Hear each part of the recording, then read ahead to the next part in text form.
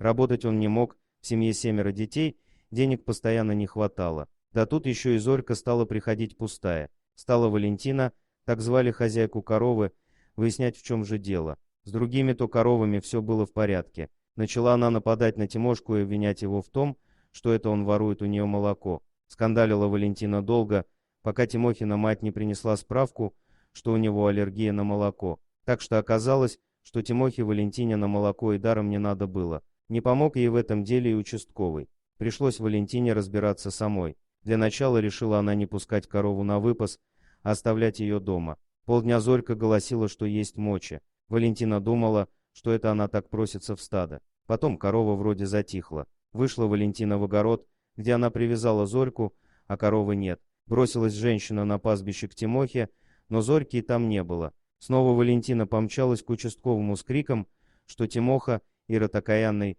украл у нее корову. Но тут в участок пришел сын Валентины и сказал, что Зорька вернулась домой. Валентине ничего не оставалось, как растерянно всплеснуть руками и бежать домой. На следующий день все повторилось. Зорька сбежала снова, а под вечер вернулась домой пустой. Решили Валентина с мужем проследить за коровой. Поручили они это дело сыну Алешке. Он был тихий и неприметный, но очень ловкий паренек, поэтому он без труда сможет узнать, куда каждый день убегала их корова. Вечером Алешка вернулся домой с Зорькой, а за пазухой у мальчонки были 2 котят. Но котята непростые. Это были котята-рыси. Зорька нашла их в лесу и, подчиняясь материнскому инстинкту, стала их выкармливать. Маленькие рысята уже подросли, молока они выпивали немало. Как сказал Алешка, Зорька их кормила раза 3 за день. Поэтому она и приходила домой пустая. Отец похвалил сына, сказав, что он все сделал правильно. Рысят, конечно же, семья оставила у себя, хотя Валентина долго недовольно ворчала.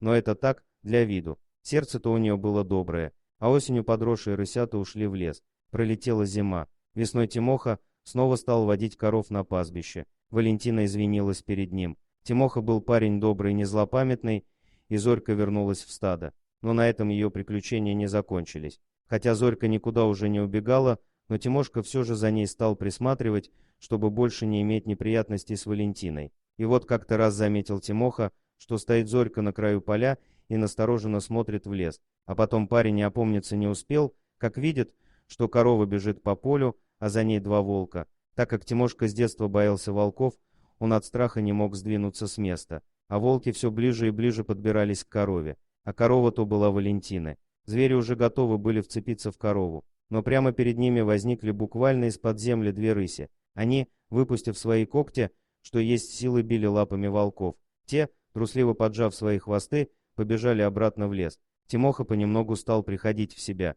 В прошлом году дети рассказали ему историю про Зорьку. Он хотел в знак благодарности погладить кошек-спасительниц, но решился. Уж больно они большие и крепкие были, а рыси тем временем подбежали к своей кормилице и стали тереться мордами о ее бока. Зорька узнала своих приемных детенышей и стала их облизывать. Тимоха, находясь все еще под впечатлением от того, что произошло на опушке леса, рассказал об этом в деревне. Правда, ему мало кто поверил, но Валентина и ее семья знали, что пастух говорил чистую правду. Вот такая удивительная история об осиротевших рысятах и их кормилице корове Зорьке. Животные, в отличие от людей, никогда не забывают добро. Они всегда оказывают помощь тому, кто в ней нуждается.